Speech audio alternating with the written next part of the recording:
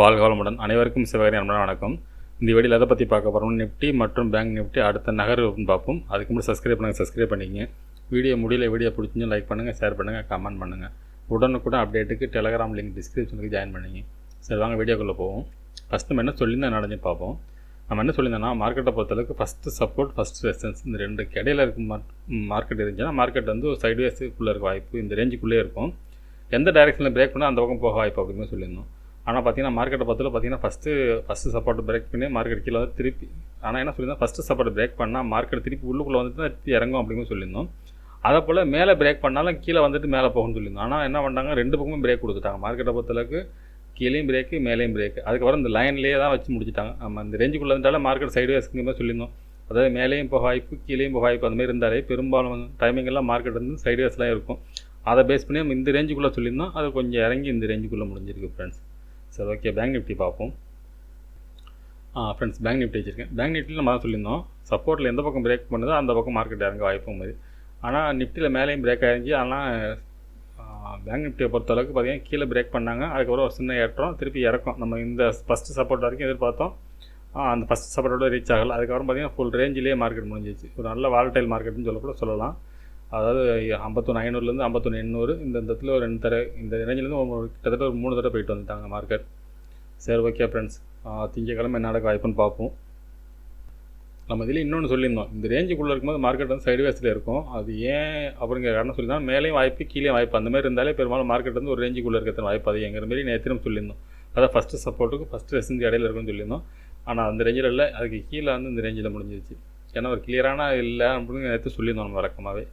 சரி, okay friends, நம்ம நிஃப்டிலேருந்து பார்ப்போம். வீக்லி கேண்டில் வச்சு ஃப்ரெண்ட்ஸ் நிஃப்டி சார்ட் வச்சுருக்கேன். ஃபஸ்ட்டு அதை ரிமூவ் பண்ணிவிடுவோம். இப்போ வீக்லி சார்ட் பார்ப்போம். ஃப்ரெண்ட்ஸ், வீக்லி கேண்டில் வச்சுருக்கேன். இப்போ பார்த்தோம்னா மார்க்கெட் வந்து கண்டினியூ பேரிஸ் வந்துட்டு இந்த இடத்துல பார்த்தீங்கன்னா ஒரு கிரீன் கேன் போட்டு ஸ்பின்னிங் டாப் போட்டுருக்காங்க.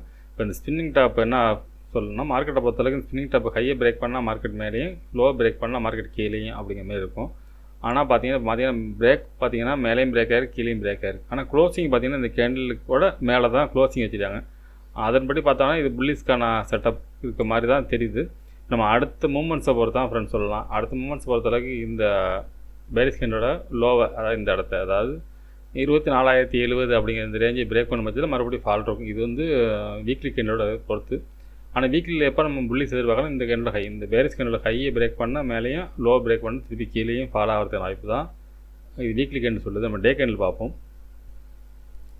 ஃப்ரெண்ட்ஸ், இப்போ டே கேண்டில் வச்சுருக்கேன். இப்போ டே கேண்டில் பொறுத்தளவுக்கு பார்த்தோம்னா ஒரு பேரிஸ் கேண்டில் மறுபடியும் இப்போ ஸ்பின்னிங் டாப் போட்டுருக்காங்க. ஆனால் ஓவராலாக இதில் ஒரு பேட்டர்ன் என்னன்னு பார்த்தோம்னா, மார்க்கெட்டை பொறுத்தளவுக்கு இது ஒரு ட்ரெண்ட் லைனை பிரேக் பண்ணி தான் மார்க்கெட் வந்து வெளில வந்திருக்கு. இந்த கேண்டில் பொறுத்தளவுக்கு இந்த ட்ரெண்ட் லைன் பிரேக் பண்ணி இந்த கிரீன் கேண்டில் போட்டுருக்காங்க. அதுக்கு ரெட் கேண்டில் இது ரீடெஸ்ட் அப்படி தான் எடுத்துக்கலாம். இந்த லைனை தொட்டுட்டு திருப்பி மேலே போகிறது வாய்ப்பு இருக்குது. அடுத்த கேண்டில் போட்டு தொட்டுட்டோட போகலாம். அப்போ இந்த ரேஞ்ச் வரைக்கும் இறங்கிறது வாய்ப்பு உண்டு. அதாவது 24,000 அப்படிங்கிற ரவுண்ட் ஃபிகர் வரைக்கும் மார்க்கெட் இறங்கிறதுக்கான வாய்ப்பு உண்டு. இது வந்து டே கேண்டில் செட்டப் படி. சரி, ஓகே, 15 மினிட்ஸில் பார்ப்போம் திங்கக்கிழமை என்ன மாதிரி இருக்க வாய்ப்புன்னு. ஃப்ரெண்ட்ஸ், 15 மினிட்ஸில் வச்சுருக்கேன். இப்போ பார்த்தோன்னா ஃபஸ்ட்டு ரெசிஸ்டன்ஸ் பார்த்தோம்னா 24,181ங்கிறது ஃபஸ்ட்டு ரெசிஸ்டன்ஸாக இருக்கும். அதுக்கடுத்து பார்த்தீங்கன்னா 24,276, அடுத்து 24,382. அதே போல் சப்போர்ட் எடுத்துட்டோம்னா 24,066, 24,037 ரெண்டும் அடுத்தடுத்து பக்கத்தில் இருக்கும். அதுக்கடுத்து பார்த்தீங்கன்னா 23,816. சரி, ஓகே, இது என்ன மூமெண்ட்ஸுக்கு வாய்ப்புன்னு பார்த்தோம்னா, இது வந்து ஒரு சப்போர்ட்டுக்கு வந்து எல்லோ ஜோன் ஒன்று போடுவோம்.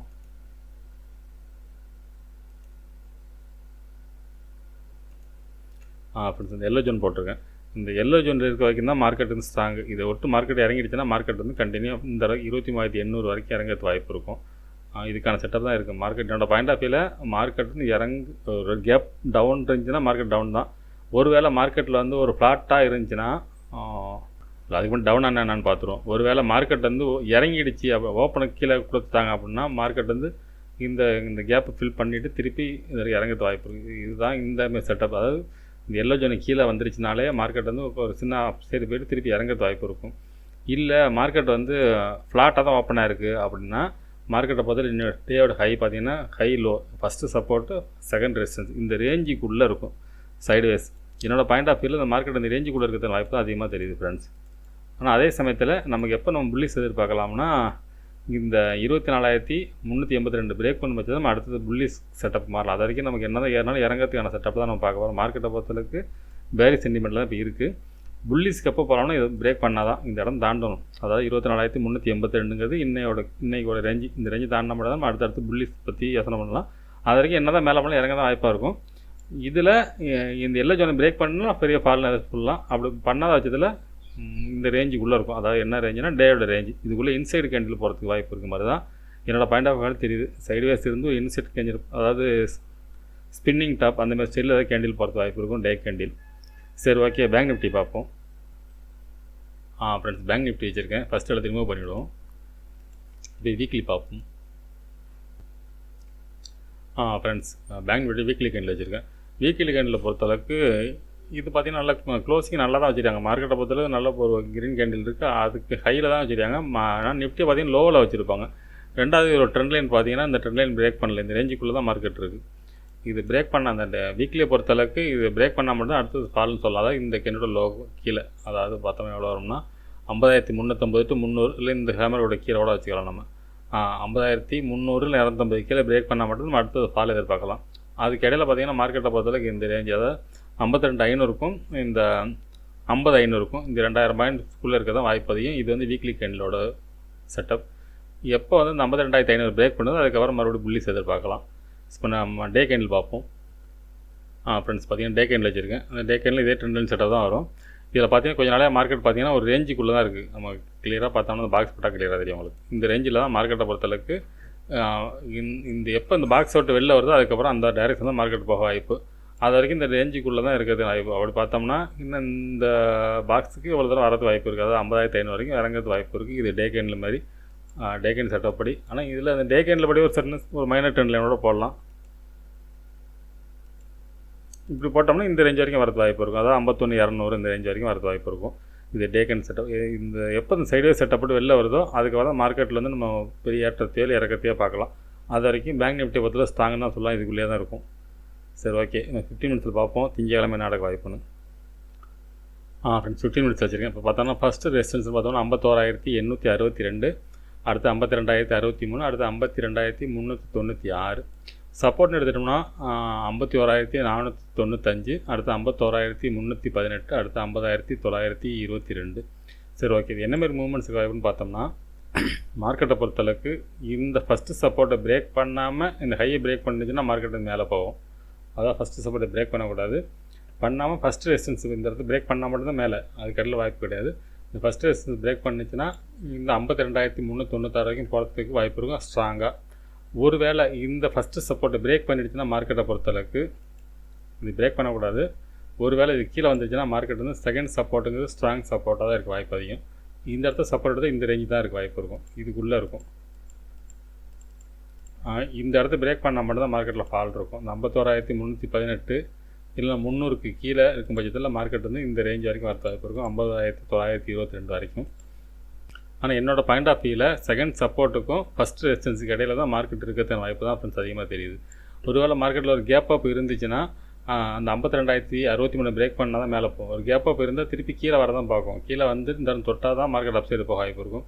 இந்த இடம் கீழே மேலேருந்து கீழே வந்து இங்கே தொட்டாலும் அப்சைடு போக வாய்ப்பு இருக்கும்.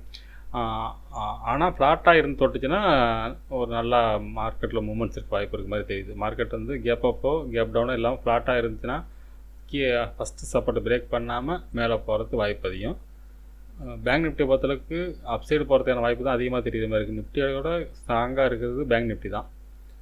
அதே சமயத்தில் ஒருவேளை இந்த செகண்ட் சப்போர்ட்டை பிரேக் பண்ணால் தான் நம்ம அடுத்து புல்லிஸ் எதிர்பார்க்கலாம். அதாவது ஃப்ளாட்டாக இருந்து ஃபஸ்ட்டு ரெசிஸ்டன்ஸுக்கு மேலே ஓப்பன் ஆகி செகண்ட் ரெசிஸ்டன்ஸ் பிரேக் பண்ணால் மட்டும்தான் மார்க்கெட் மேலே போகும். அது ஓப்பனை பொறுத்து நான் என்ன சொல்ல வரேன்னு ஒரு நிமிஷம் முதல்ல அதை போட்டுக்கிறேன். மார்க்கெட் வந்து ஃப்ளாட்டாக ஓப்பன் ஆனால் இந்த ஃபஸ்ட்டு சப்போர்ட் எடுத்துச்சுன்னா மார்க்கெட் மேலே போகும். அதுக்கு நான் போடவே இல்லையோ. ஒரு ஃப்ளாட்டாக ஓப்பன் ஆனால் இது செலக்ட் ஆகவே இல்லை. ஃப்ளாட்டாக ஓப்பன் ஆனால் இது தொட்டுட்டு அப்படியே புல்லிஸ் போகிறது வாய்ப்பு அதிகம். ஒரு வேளை மார்க்கெட் வந்து ஃபஸ்ட்டு சப்போர்ட்டு கீழே வந்துச்சுன்னா செகண்ட் சப்போர்ட் வந்து சப்போர்ட் எடுத்து மேலே ஃபஸ்ட்டு ரெசிஸ்டன்ஸ்க்கு இடையில ரேஞ்சு மார்க்கெட் சைட்வைஸ் மாரி இருக்கும். அதாவது இந்த கேண்டிலுக்குள்ளே நம்ம இன்றைக்கி போன மாதிரி தான் இந்த ரேஞ்சுக்குள்ளேயே இருக்கும். செகண்ட் சப்போர்ட்டை பிரேக் பண்ணிச்சுன்னா மார்க்கெட்டில் ஃபால் இருக்கும். தேர்ட் சப்போர்ட் வரைக்கும் ஃபால்னு எதிர்பார்த்தோம்னா இந்த இடம் வந்தால் தான் நம்ம, அதாவது 51,318 பிரேக் பண்ண மட்டும் தான் ஃபால்னு எதிர்பார்க்கலாம். அது வரைக்கும் மார்க்கெட்டை பொறுத்தவரை அப்சைடுக்கான செட்டப் அப்படி தான் கிளியராக சொல்லப்போனால் செகண்ட் சப்போர்ட்டை பிரேக் பண்ணாத வரைக்கும் மார்க்கெட் அப் சைடு போக வாய்ப்பு இருக்கும். செகண்ட் சப்போர்ட்டை பிரேக் பண்ணிச்சா மார்க்கெட்டில் ஃபால் இருக்கும் ஃப்ரெண்ட்ஸ். சரி, ஓகே ஃப்ரெண்ட்ஸ், அடுத்த வீடியோ சந்திப்போம். நன்றி, வணக்கம்.